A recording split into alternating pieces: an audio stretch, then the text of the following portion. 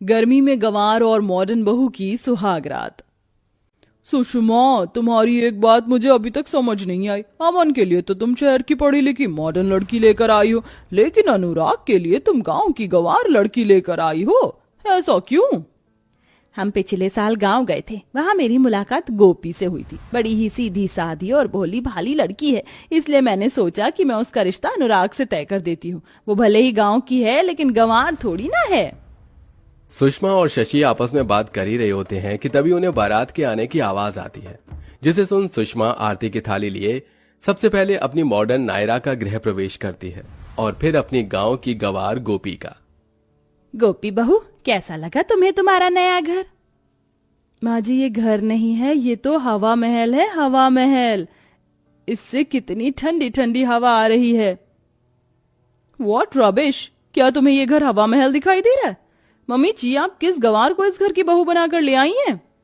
देखिए शहर की पढ़ी लिखी मैडम, हम भले ही गांव के रहने वाले हैं, लेकिन गंवार नहीं है। हमने भी पूरी 4वीं कक्षा तक की पढ़ाई की है। हाँ। अरे बस भी करो तुम दोनों, अभी ठीक से घर में आई भी नहीं और तुम दोनों का झगड़ा शुरू हो गया। इतना कहकर एक एक कर अपनी बहुओं को उनके कमरे में छोड़कर आती है। ओ गॉड, कितनी गर्मी है! अब मैं और इस हैवी लहंगे में नहीं रह सकती। इतना कहकर नायरा अपना हैवी ब्राइडल लहंगा चेंज कर नाइट शॉर्ट ड्रेस पहनती है और अपने बैग से वाइन की बोतल निकालकर ग्लासेस में सर्व करती है कि तभी कमरे में अमन आता है। आप आ गए। मैं कब से आपका ही वेट कर। हो नायरा, तुम कितनी ज्यादा अमेजिंग हो। तुम्हें पता है, मैं हमेशा से चाहता था कि मैं अपनी फर्स्ट नाइट को अपनी वाइफ के साथ वाइन पीकर एंजॉय करूं। लेकिन तुमने तो मेरे बोलने से पहले ही मेरी विश पूरी कर दी। सिर्फ यही नहीं, देखिए मैंने म्यूजिक का भी अच्छे से इंतजाम किया है। चलिए डांस करते करते वाइन पीते हैं और अपनी फर्स्ट नाइट अच्छे से एंजॉय करते हैं। जहां एक तरफ मॉडर्न बहू मॉडर्न तरीके से अपनी अपनी फर्स्ट नाइट एंजॉय करती है, वहीं दूसरी तरफ मोरी मैया, कितनी गर्मी है, गला सूख रहा है। कमरे में बैठी गोपी गर्मी और प्यास की वजह से परेशान हो रही थी कि तभी गोपी की नजर बेड के साइड पर रखे मिनी फ्रिज पर जाती है। ये क्या है? ये तो किसी डब्बे जैसा लग रहा है। गोपी जैसे ही मिनी फ्रिज को खोलती है तो उसके अंदर से आ रही ठंडी हवा और लाइट को देखकर डर जाती है। हाय रे दैया, ये क्या बवाल है! राम राम, लगता है कोई भूत है। बापू कहते थे जहाँ कहीं भी चुड़ैल भूत होता है वो जगह बहुत ठंडी होती है। बेचारी गंवार गोपी डर में कमरे के कोने में जाकर बैठ जाती है कि तभी वहां अनुराग आता है। अरे गोपी, इतना बड़ा कमरा है और तुम हो कि यहाँ कोने में बैठी हो? भूत भूत है उधर। क्या? भूत? कहाँ है भूत? वो तो रहा आपके पीछे। अनुराग जैसे पीछे मुड़कर देखता है तो उसे अपना मिनी फ्रिज खुला हुआ दिखता है, जिसे देख अनुराग को हंसी आ जाती है। अरे गोपी, वो कोई भूत भूत नहीं है, बल्कि मिनी फ्रिज है। जैसे किचन में रखने के लिए बड़े फ्रिज होते हैं ना, वैसे ही रूम के लिए मिनी फ्रिज होते हैं। क्या? तुम भी ना गोपी, चलो अब तुम जाकर अपने कपड़े चेंज कर लो। अनुराग की बातें सुन गोपी जैसे ही बाथरूम के अंदर कपड़े चेंज करने के लिए जाती है। हाय रे दैया, ये क्या! मुझे तो लगता था कि हमारे गांव में ही नदी तालाब होते, लेकिन यहाँ तो शहर के अंदर भी नदी है। लेकिन ये थोड़ी अजीब है। बहुत गर्मी लग रही है, काम करती हूँ, नदी के अंदर जाकर थोड़ी गर्मी दूर कर लेती हूँ।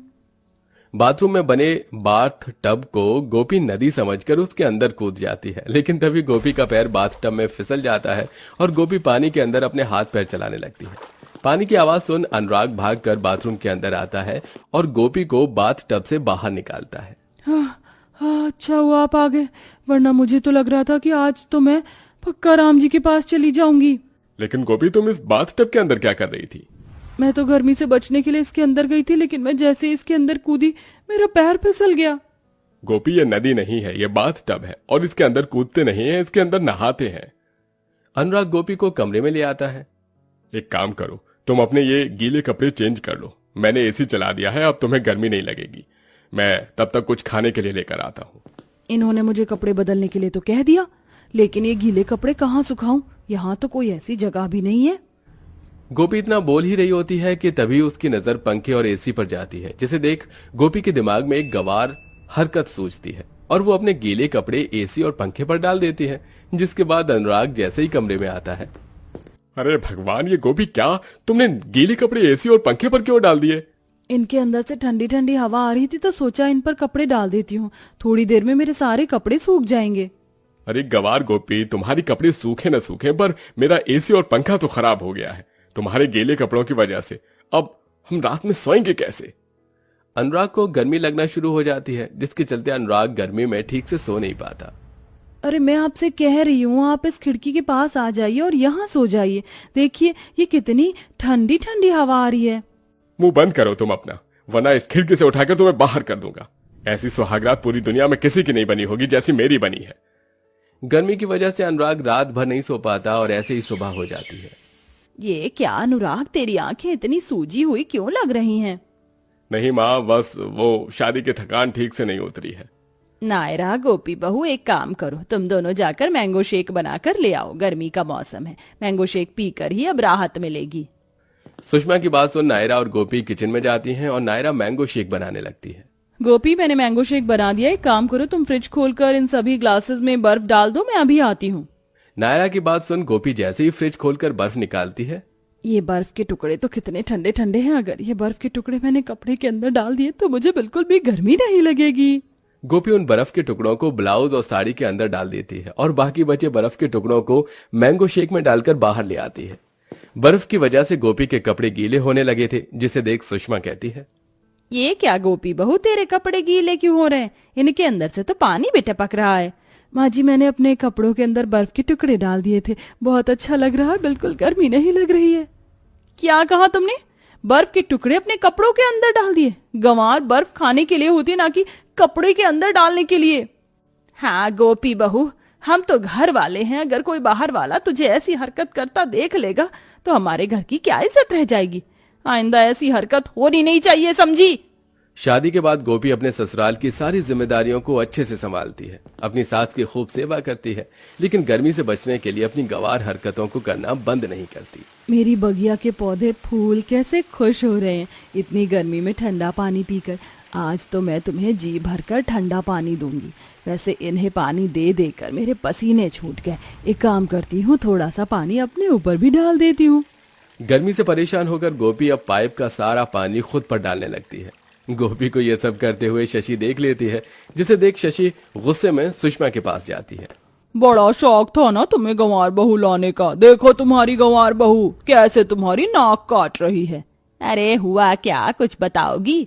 खुद ही चल कर देख लो। सुषमा शशि और बाकी परिवार वालों के साथ जैसे ही गार्डन में जाती है तो देखती है कि उसकी गंवार बहू कैसे पाइप से गार्डन में खड़ी होकर नहा रही है और आसपास मौजूद सभी पड़ोस वाले उसे देखकर हंस रहे हैं। ये सब देख सुषमा को बहुत गुस्सा आता है और वो गोपी के पास जाकर उससे पाइप छीनकर जमीन पर फेंक देती है। मेरी ही गलती थी जो मैंने तो जैसी गंवार लड़की को अपनी बहू बनाया, ये सोचकर कि धीरे धीरे तू सब समझ जाएगी, लेकिन ये मेरी सबसे बड़ी गलती थी। मम्मी जी, अगर हमने अभी कुछ नहीं किया तो ये गंवार लड़की तो हम सबकी नाक कटवा देगी। अब ये इस घर में और नहीं रह सकती। इतना कहकर नायरा गोपी का हाथ पकड़ती है और उसे गेट से बाहर ले जाने लगती है कि तभी अनुराग आता है और गोपी का हाथ नायरा से छुड़वाता है। खबरदार, अगर मेरी गोपी को किसी ने हाथ भी लगाया तो। माँ, गोपी भले ही गंवार है, लेकिन आप ये मत भूलिए कि गोपी ने आपकी रात भर जाकर कितनी सेवा की, आपके पैर दबाए हैं, लेकिन आपको याद कैसे होगा? भला आपको तो बस इसकी गंवार हरकतें याद रहती हैं। गोपी ने जब भी कोई भी गंवार हरकत की तो हम सब ने उसे समझाने की बजाय डांटा। तो गंवार कौन हुआ, गोपी कि हम? कैसी बातें कर रहे हैं आप? माँ जी से, माँ जी इन्हें माफ कर दीजिए।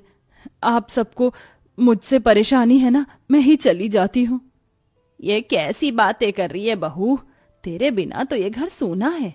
अनुराग बिल्कुल ठीक कह रहा है, गलती मेरी ही है, मैं हमेशा तुझे डांटती रहती। बहू मुझे माफ कर दे। अब सुषमा धीरे धीरे गोपी को शहर के मॉडर्न तौर तरीकों के बारे में बताती है। वहीं नायरा भी अब अपनी सास के साथ मिलकर इसमें गोपी की मदद करती है, जिससे कुछ ही हफ्तों में गोपी धीरे धीरे शहर के सभी मॉडर्न तरीके सीख जाती है और अब हंसी खुशी अपने परिवार के साथ रहती है।